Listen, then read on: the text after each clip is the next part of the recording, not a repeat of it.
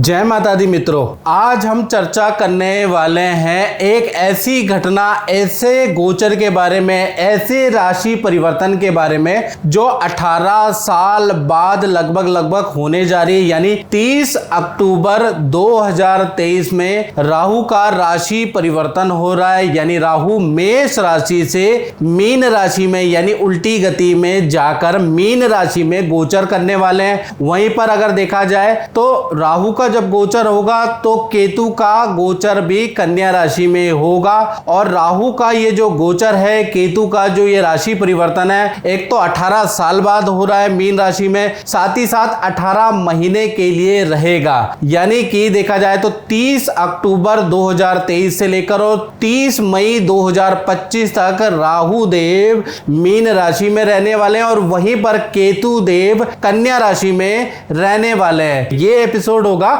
राहु के ऊपर कि राहु का 12 राशियों पे क्या प्रभाव पड़ेगा, इसके बारे में इस कार्यक्रम में चर्चा करेंगे। सबसे पहले राहु का मंत्र, ओम अर्धकाया महावीर्य चंद्रादित्य विमर्दनम सिंगिका गर्भ संभूतम तम राहु पर्णमाम्यम। यानी अर्धकाया महावीर्य, यानी कि राहु की अर्धकाया है और महावीर्य का मतलब बहुत ज्यादा लालसा और महत्वाकांक्षी वाला ग्रह चंद्रादित्य विमर्दनम, जिसका चंद्रमा और देखा जाए सूर्य से गंभीर शत्रुता है। सिंह का गर्भ संभूतम तम राहु प्रणमाम्यम, सिंह की सवारी करने वाला ऐसे राहु देव को हम प्रणाम करते हैं। चलिए सबसे पहले राहु देव कौन है, और ज्यादातर दर्शकों को जो ज्योतिष के अंदर इंटरेस्ट रखते हैं उन्हें मालूम है, लेकिन फिर भी मैं थोड़ा सा अपनी ओर से पौराणिक महत्व भी आपको बताने जा रहा हूं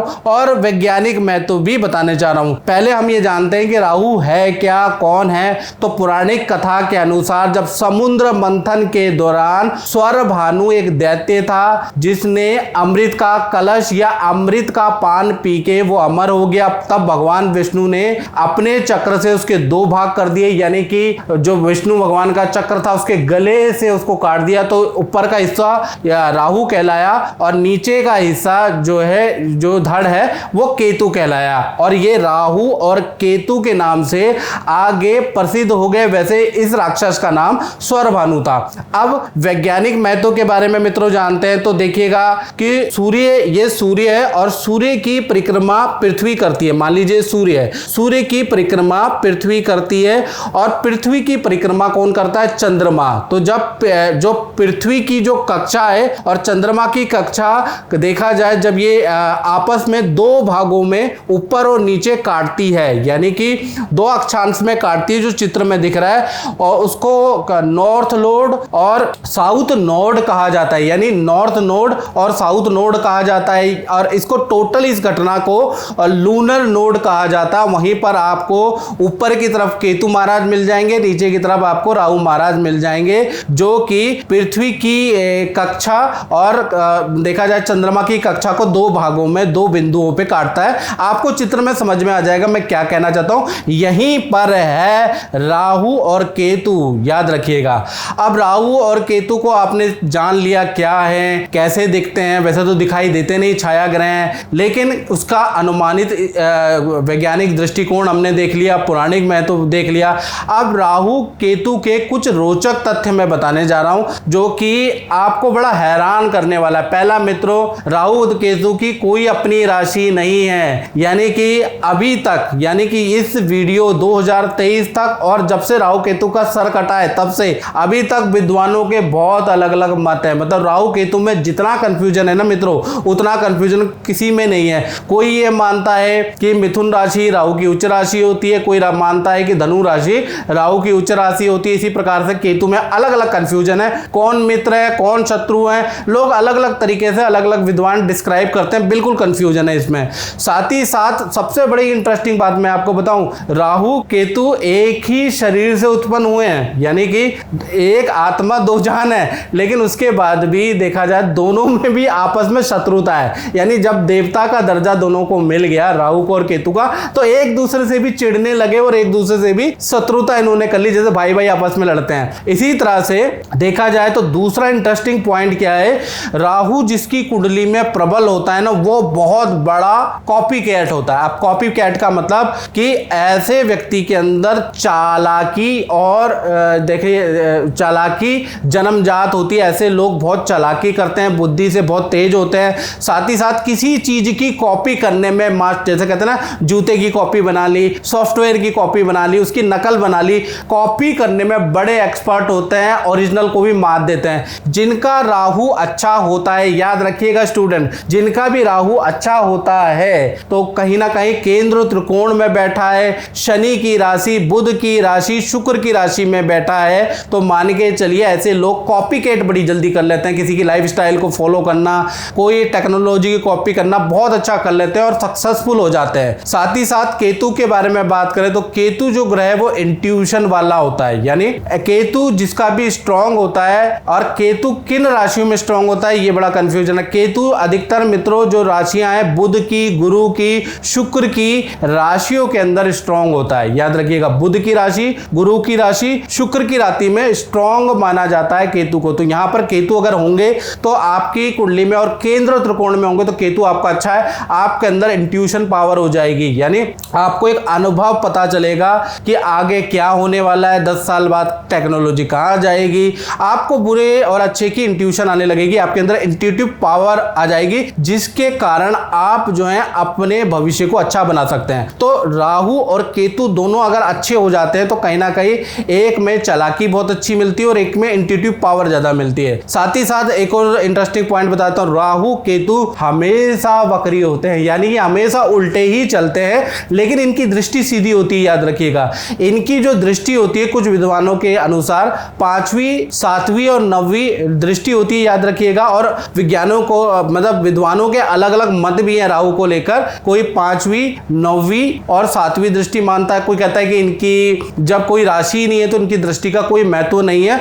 लेकिन मैंने खुद अनुभव में देखा कि इनकी दृष्टि का महत्व होता है। साथ ही साथ देखा जाए तो राहु जब भी राशि परिवर्तन करता है, जैसे कि 30 अक्टूबर 2023 में राहु देव राशि परिवर्तन कर रहे हैं, तो 9 महीने यानी शुरू के जो 9 महीने आपको अच्छा या बुरा दोनों इफेक्ट ज्यादा मिलेगा, यानी जबरदस्त मिलेगा। अगर अच्छे होंगे तो अच्छा इफेक्ट मिलेगा और बुरे होंगे तो बुरा इफेक्ट आपको तुरंत मिलेगा, 9 महीने तक मिलेगा। फिर अंतिम के जो 9 महीने वो कहीं ना कहीं नॉर्मल होते हैं, यानी कि 9 महीने ज्यादा इसका अच्छा या बुरा इफेक्ट मिलता है। चलिए अब बात करते हैं कर्क राशि पे। तो कर्क राशि पे देखा जाए तो राहु का गोचर जो होने वाला है, देखा जाए तो ये कर्क राशि की कुंडली है। आपकी कुंडली से, आपकी राशि से राहु का गोचर देखा जाए तो 9वें भाव में बैठा है, यानी 9वें भाव में राहु बैठे हैं। तो यहां पर काफी विद्वानों का मत है कि भाग्य स्थान में राहु जब भी बैठता है तो खराब ही रिजल्ट देता है। ये बहुत से ज्योतिषाचार्यों का मत है, मेरा ये मत है और मेरा अपना पर्सनल अनुभव भी है 27 से 30 साल के करियर का, कि यहां पर जो राहु है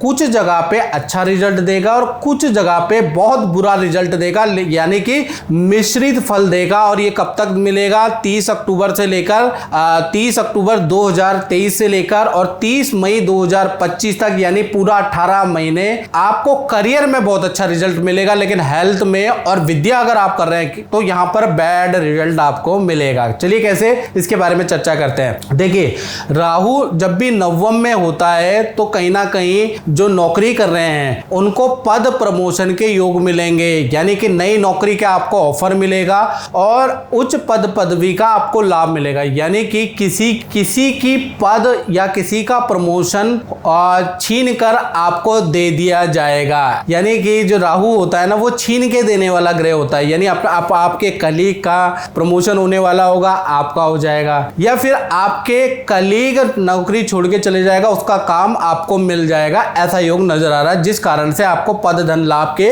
योग नजर आ रहे हैं। साथ ही साथ ये जो 9वां राहु है या ये जो गोचर है ये विद्यार्थियों के लिए अच्छा नहीं है। विद्यार्थियों का मन भटकाएगा, मन गलत चीजों में लिप्त होगा और ड्रिंक या इस तरह की चीजों में आपका मन बहुत ज्यादा भटक जाएगा, गलत काम करने का आपका मन करेगा। तो मैं विद्यार्थियों को कहूंगा कि मन को भटकाने की आपको बिल्कुल आवश्यकता नहीं है, क्योंकि लास्ट में मैं आपको उपाय भी दूंगा।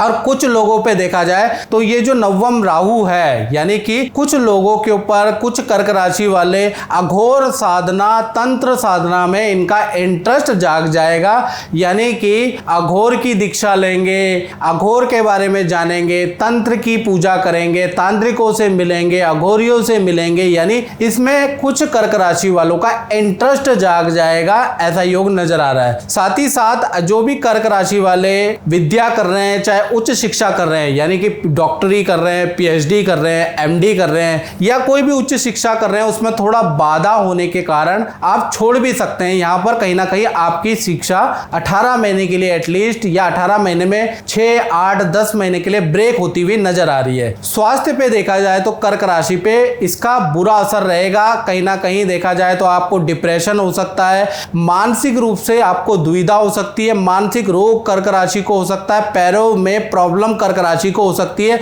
खासकर देखा जाए तो 9 महीने आपको बैड रिजल्ट हेल्थ में मिलने वाला है, विद्या में मिलेगा, यानी कि देखा जाए तो 30 अक्टूबर से ये राहु गोचर करेगा और जुलाई 2024 तक आपकी विद्या के लिए, उच्च विद्या के लिए और हेल्थ के लिए बड़ा परेशानी वाला रहेगा, यानी मानसिक प्रॉब्लम, डिप्रेशन, आर्थराइटिस की दिक्कत आपको रहने वाली है। या कुछ लोगों को पैर से संबंधित या पैर की नसों की समस्या, गुम चोट की समस्या रहेगी, पैर में पेन की समस्या रहने वाली है, क्योंकि राहु यही प्रवेश कर रहा है। तो इसका उपाय मैं बता देता हूं कि ये जो खासकर इसका जो रिजल्ट है वो 30 अक्टूबर से लेकर और जुलाई 2024 तक ज्यादा नेगेटिव है। हालांकि करियर के लिए अच्छा है, लेकिन हेल्थ के लिए और शिक्षा के लिए खराब है, और 9 महीने इस पे जबरदस्त इफेक्ट रहता है, याद रखिएगा, शुरुआत के 9 महीने। तो ऐसे में आपको उपाय क्या करना है, विष्णु भगवान की पूजा आप कर सकते हैं। ओम नमो भगवते वासुदेवाय नमः, ये मंत्र का जाप आप डेली अपनी